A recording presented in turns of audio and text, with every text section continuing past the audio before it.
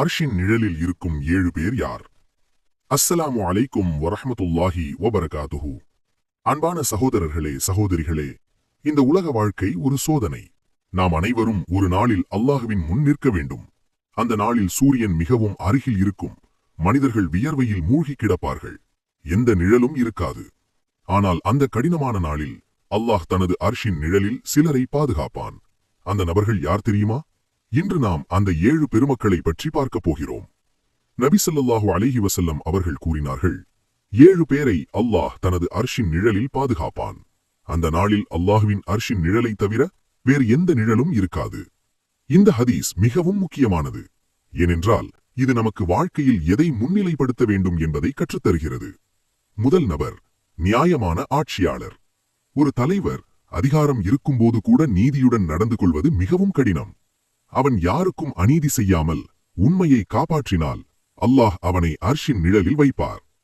இந்த பூமியில் அல்லாஹ் நமக்கு ஆட்சி அதிகாரத்தை தந்திருக்க, அதில் ஏற்படும் சிக்கல்களில் நமக்கோ நம்மை சார்ந்தோருக்கோ நாம் சொல்லப்போகும் நியாயமான தீர்ப்பு பாதிப்பை ஏற்படுத்தும் என்று இருந்தாலும், நீதமாய் தீர்ப்பை சொல்லும் ஆட்சியாளருக்கு அல்லாஹ் அர்ஷின் நிழலை தருவான்.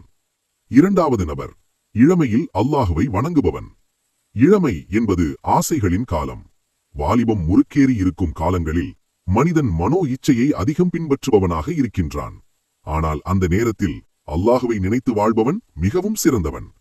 இன்று சமூக வலைத்தளங்கள் சோதனைகள் நிறைந்த காலம். அதிலும் நேர்மையாக வாழ்பவன், அவனுக்கு பெரிய வெகுமதி உள்ளது. இந்த சாராருக்கும் அல்லாஹ் அர்ஷின் நிழலை தருவான். மூன்றாவது, பள்ளிவாசலோடு மனம் இணைந்தவர். ஒரு மனிதன் பள்ளிவாசலுக்கு சென்றவுடன் மீண்டும் எப்போது செல்லலாம் என்று நினைப்பவன். அவன் தொழுகையை நேசிக்கிறான். அவன் மனம் அல்லாஹுவின் இல்லத்தோடு இணைந்திருக்கிறது. இத்தகைய மனிதர்களுக்கும் அல்லாஹ் அர்ஷின் நிழலை தருவான். நான்காவது, இருவர் அல்லாஹுக்காக அன்பு செலுத்துபவர்கள். அவர்கள் சந்திக்கும் போது அல்லாஹுவுக்காக சந்திக்கிறார்கள். அல்லாஹுவுக்காகவே நேசிக்கிறார்கள். பிரியும் போது கூட அல்லாஹுவுக்காக பிரிகிறார்கள். இது உண்மையான நட்பு. சொந்த லாபத்திற்காக அல்ல, அல்லாஹுவின் மகிழ்ச்சிக்காக.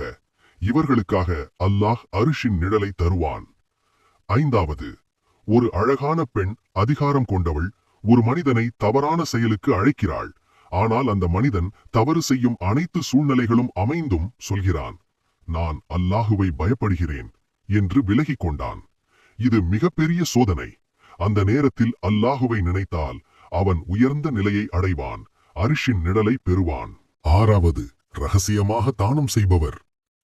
ஒருவர் தமது வலது கையால் கொடுக்கும் தர்மம் இடது கைக்கு கூட தெரியாத அளவிற்கு அல்லாஹ்விற்காக கொடுத்தவர்.